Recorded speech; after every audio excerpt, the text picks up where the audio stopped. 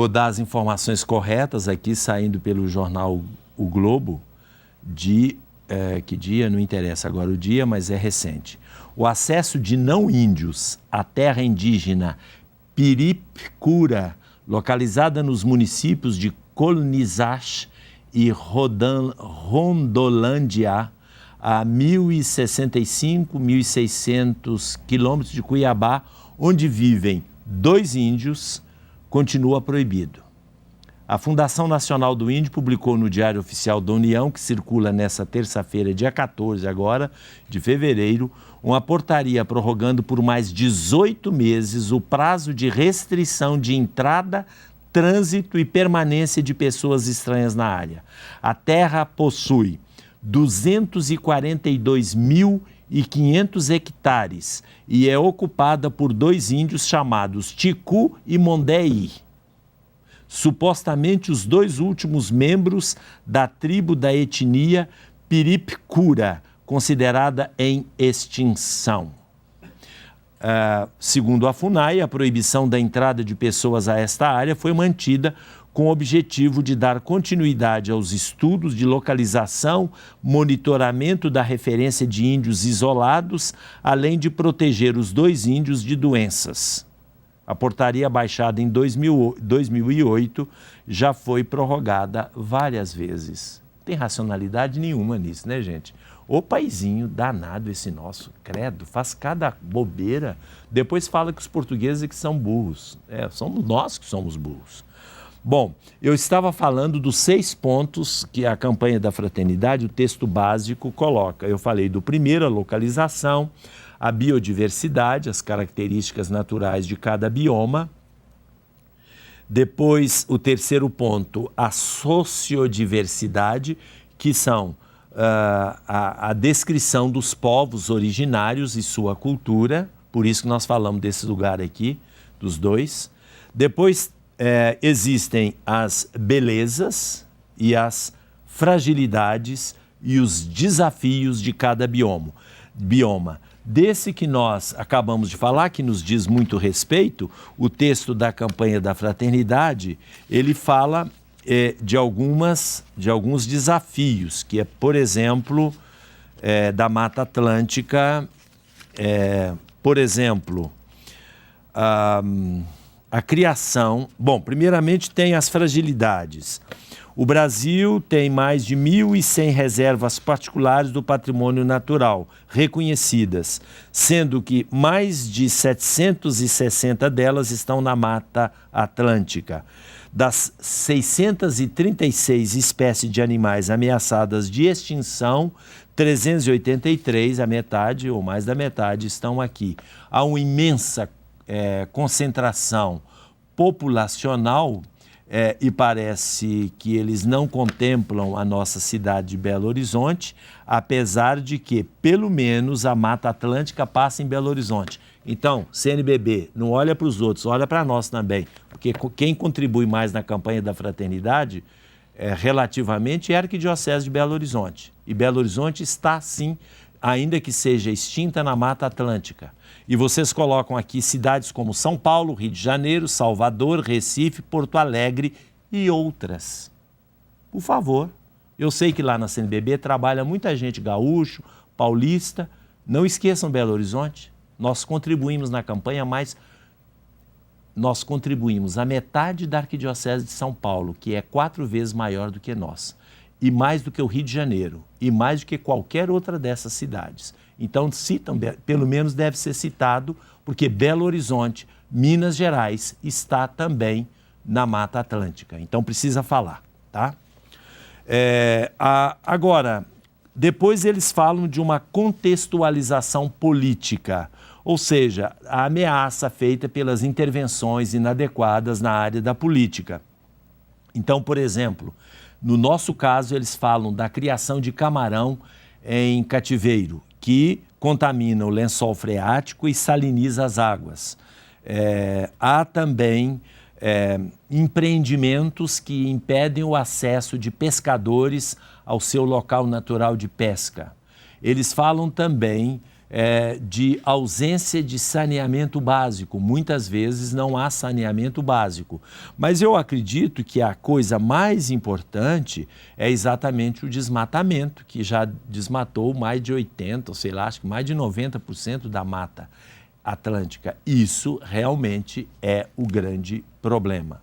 Depois fala da contribuição eclesial, o que a igreja tem feito na história do Brasil para esta área. E aqui eles colocam desde os primeiros padres jesuítas que chegaram, por exemplo, a fundação da cidade de São Paulo, feita pelo padre jesuíta, Zé de Anchieta, nós conhecemos, padre Manuel da Nóbrega e assim por diante. E fala também de todo o trabalho que eles fizeram no prolongamento de fronteiras, na preservação da cultura indígena, na educação dos índios e assim por diante. Então, tudo isso é uma contribuição da igreja que atualmente se dá também através das comunidades ribeirinhas, dos rios, de outras formas de participação de comunidades para preservar a cultura local e, de alguma forma, o meio ambiente. E agora nós vamos ver um vídeo sobre o outro bioma brasileiro, o Pampa. Vamos lá. Bioma Pampa. Os campos da região sul do Brasil são denominados como Pampa, termo de origem indígena para a região plana. Entretanto, esta denominação corresponde somente a um dos tipos de campos encontrados. A característica principal do bioma é a sua vegetação, que apresenta uma composição basicamente de gramíneas e espécies vegetais de pequeno porte, não ultrapassando meio metro de altura. Esse tipo de paisagem apresenta dois tipos bem definidos. Os chamados campos limpos, quando a vegetação não apresenta arbustos, e os campos sujos, quando há uma maior presença desses arbustos que se misturam à paisagem. O bioma exibe um imenso patrimônio cultural associado à biodiversidade. O bioma Pampa é o único bioma brasileiro que fica restrito a apenas um estado, mas ele tem uma característica, ele é transfronteiriço, ele se estende até o Uruguai e a Argentina. Nós temos milhares de espécies de gramíneas e de outros tipos de vegetação arbustiva e arbórea, ocupando diferentes estágios sucessionais e diferentes locais dentro do bioma. Nós temos aqui aves que migram de hemisfério norte para cá. E esses animais, eles precisam destes ambientes pampianos para completar seus ciclos vitais. A fauna é expressiva, inclui centenas de espécies de aves. Também ocorrem mais de 100 espécies de mamíferos terrestres. É no Pampa que se localiza grande parte do Aquífero Guarani, que é uma reserva estratégica de água doce, não só para o Rio Grande do Sul, mas para todo o Brasil e América Latina, pois é fundamental na manutenção de toda a biodiversidade. Nós vimos que aí é reduzido, no caso do território brasileiro, essa região é do Rio Grande do Sul. Eu acredito que há um maior cuidado em comparação com outros biomas brasileiros, o bioma, exatamente por causa do Rio Grande do Sul ser um estado muito povoado por estrangeiros que tem uma sensibilidade mais aguda em relação ao meio ambiente, à preservação de suas atividades e de sua cultura. É bom lembrar que um dos estados que mais preza, e isso faz parte da campanha da fraternidade também, que mais preza as suas tradições locais é o Rio Grande do Sul. Nós todos sabemos, inclusive eles têm centro de cultura e tradição gaúchas espalhadas pelo Brasil inteiro, inclusive aqui em Belo Horizonte temos também. Isto é um ponto muito positivo, porque aquele povo que tem amor à terra, amor às suas tradições, que não se deixam vender por tradições exportadas de outros lugares, ainda que acolham, obviamente, mas que mantém preservadas as suas tradições, é o povo que também cuida do meio ambiente, da sua terra. Isso é muito importante. Guilherme, tem alguma participação aí? Tem uma participação que eu separei aqui da tia Rosa Duretti, do Facebook, fez um comentário. Ela dá bom dia, deseja paz para todos, diz que o programa está muito bom e faz uma observação, que é a oportunidade de a gente poder refletir com a campanha da fraternidade a importância da criação e da ecologia. Porque talvez as pessoas acham que não estão conseguindo entender o motivo da campanha da fraternidade, mas nós devemos lembrar que nós viemos da natureza, né? Uhum. Então, essa importância da gente entender que se a gente perder essa base, a vida do ser humano também fica... Nós vamos lembrar isso na quarta-feira de cinzas. Lembra-te, homem, que tu és pó, e ao pó tu has de tornar.